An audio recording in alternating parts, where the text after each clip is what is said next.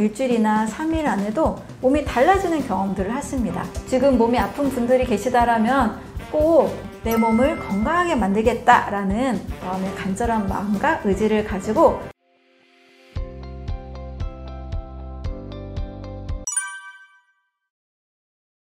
우리가 건강을 생각할 때 뭐가 중요하냐라고 하면 잘 먹고 잘 싸고 잘 자면 된다 이렇게 많이 이야기 하시잖아요. 너무 저는 맞는 말들이라고 생각합니다. 우리가 일할 땐 일하고 또 쉴 땐 쉬어야 돼요. 잠을 잘 잘 때 우리 몸은 또 굉장히 많은 회복의 역할을 해줍니다. 일단 멜라토닌 호르몬이 나와서 우리 몸의 세포의 성장, 재생, 분열을 또 조절을 해줍니다. 멜라토닌 호르몬과 또 췌장의 상관관계를 또 연구한 조사도 있었는데요. 이 멜라토닌 호르몬이 수면을 잘 유도해서 췌장의 베타세포도 더 튼튼하게 만들어준다라는 연구 결과를 동물 실험을 통해서도 밝힌 바가 있습니다. 그래서 멜라토닌 호르몬 동물에 투여하니까 공복 혈당 수치가 내려가고 인슐린의 수치는 증가하게 된 거죠. 췌장의 베타세포가 인슐린을 잘 만들어낼 수 있을 만큼 회복이 된다라는 이야기를 하고 있습니다.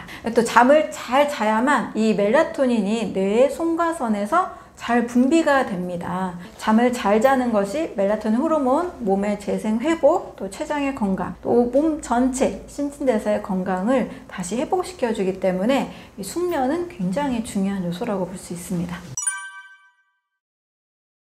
일단 과일은 한 종류의 식사를 하는 것이 가장 좋습니다. 모노밀이라고 하는데요. 우리가 제가 단순한 식사를 계속 강조하잖아요. 한 종류의 자연의 음식은 영양소가 하나만 있는 게 아니에요. 아주 생명의 결과로 인해서 탄생한 그 자연의 열매들은, 자연의 음식들은 다양한 영양소를 가지고 있습니다. 수백 가지, 수천 가지가 될 수도 있겠죠.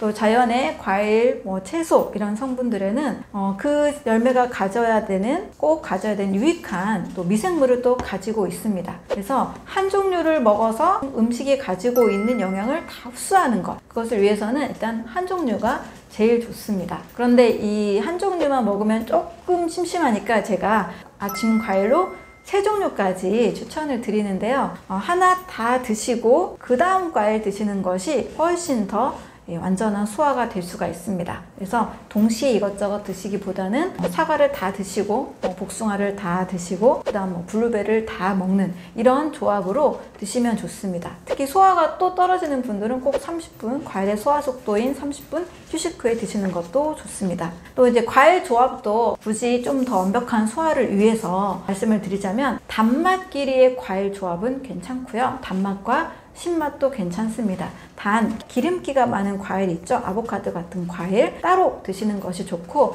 특히 메론류, 참외나 수박이나 멜론 같은 이 메론류도 다른 과일과 성질이 좀 많이 다르기 때문에 완벽하게 좀 따로 드시는 것이 좋습니다. 우리가 살고 있는 세상이 완벽하게 유기농으로만 먹고 공기가 아주 맑은 이 시골, 산골, 바다 이런 데가 아니기 때문에 우리는 늘 독소와 마주칠 수밖에 없습니다. 그래서 저는 완벽한 100% 건강식을 하세요 라고 말씀을 드리기보다는 최대한 할 수 있는 만큼 내가 하고 그 다음에는 해독하자입니다. 저도 마찬가지예요. 어쩔 수 없이 미팅이 있고 또 다른 사람들과 식사를 하다 보면 100% 유기농 건강식은 하지 못합니다.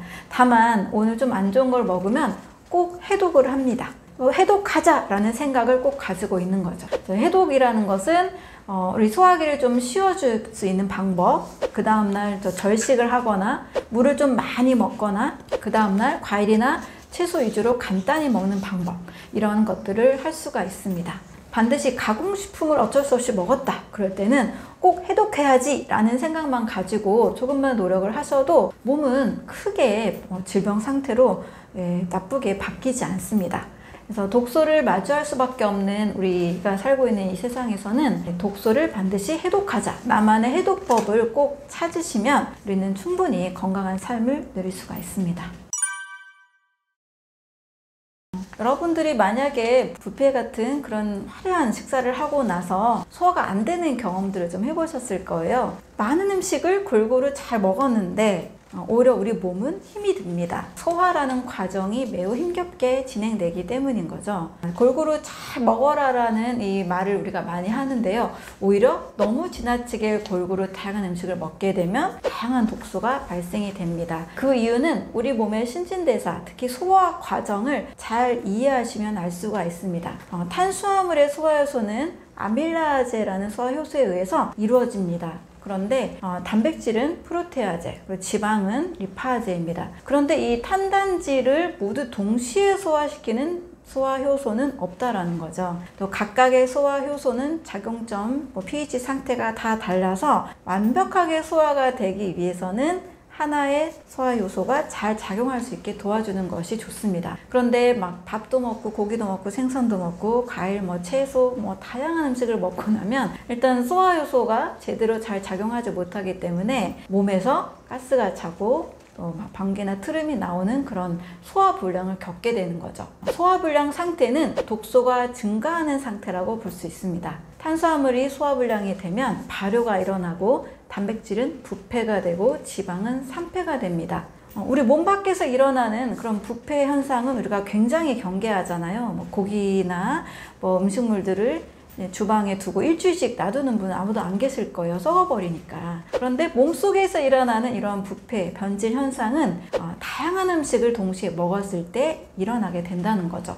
단백질 같은 경우는 특히 그 부패가 심한 것을 고기를 많이 드셨을 때 경험해 보셨을 거예요. 단백질의 대사산물은 암모니아, 요산요소, 인돌, 스카톨 이런 성분들이 막 나와서 독한 방귀가 나오기도 하고 또 소화가 막 힘들고 배가 아프고 다음날 막 변도, 악취가 나는 경험도 해보셨을 텐데요. 이런 것들이 우리 몸에서 다 독소로 작용을 하게 됩니다. 그래서 과식하게 되면 노화 가속화가 일어난다. 소식하면 장수한다. 건강하고 장수한다. 이렇게 말하는 이유가 소화가 그만큼 매우 중요한 거고 과하게 음식을 먹어서 과식을 하게 되면 소화 불량, 찌꺼기들이 몸의 독소로 작용하기 때문인 거죠. 이 독소들을 우리 몸이 계속 해결하기 위해서 과다한 활성산소나 과다한 그런 찌꺼기들을 제거하느라고 간이나 신장이 굉장히 많이 일을 하게 되고 지치게 되는 거죠. 그래서 음식을 정말 완벽하게 잘 소화시키는 것이 우리가 건강하게 살 수 있는, 몸을 건강하게 만드는 가장 첫 번째 중요한 단계라고 할 수가 있습니다. 늘 제가 강조드리는 것은 우리 몸은 절대 병들지 않게 만들어졌다는 사실입니다. 그리고 우리 몸은 늘 생명을 유지하기 위해서 굉장히 많은 노력을 하고 있습니다. 그래서 현재 좀 아픈 증상이 있다거나 병이 있는 상태라 할지라도 올바른 식사법, 바른 영양과 또 바른 해독을 통한 식사법을 통해서 건강한 세포가 만들어진다는 이야기를 꼭 말씀을 드리고 싶습니다. 바른 식사법만 잘 안내를 해도 4개월 정도면 굉장히 많은 호전이 있고요. 또 1년 안에 매우 큰 변화가 일어납니다. 일주일이나 3일 안에도 몸이 달라지는 경험들을 하십니다. 지금 몸이 아픈 분들이 계시다라면 꼭 내 몸을 건강하게 만들겠다라는 간절한 마음과 의지를 가지고 바른 식사법, 영양과 해독의 원리를 잘 실천하시면 좋겠습니다. 네, 여러분 감사합니다.